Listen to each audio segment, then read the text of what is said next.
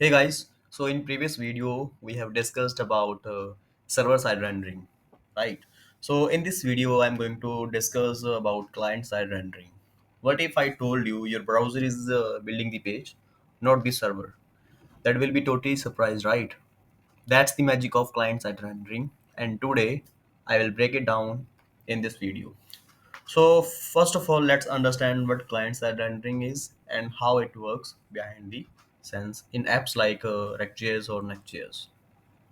So look at these diagrams. So here, how it works. When a user visits your site, the browser sends a request, okay, to the server. But instead of getting the full HTML page, it gets a mostly empty file with a div and JavaScript bundle. Then browser run the JavaScript. It may fetch the data from the API calls and I mean dynamically generate the full page right inside your browser. That's client side rendering in action. And let me show you some code.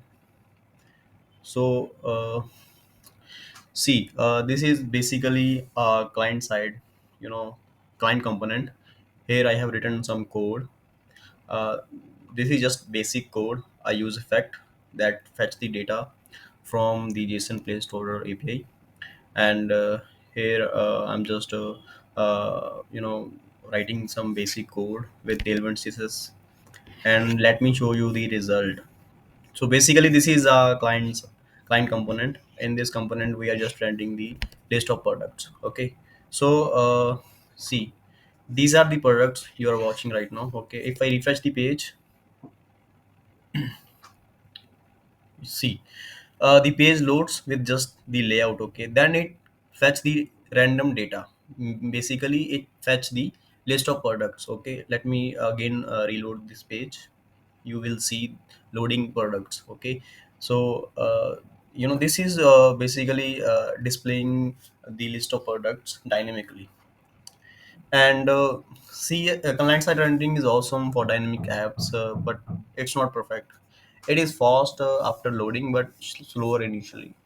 And SEO can suffer if search bots cannot run JavaScript. Okay, let me also show you some pros and cons. So if I talk about the pros, so it is basically fast interaction after first load, great for single page apps, rich front end experience. Okay, and these are the cons. SEO can bad for bots, initial load time can be slower, and JS must be enabled. Okay, and that's client side rendering.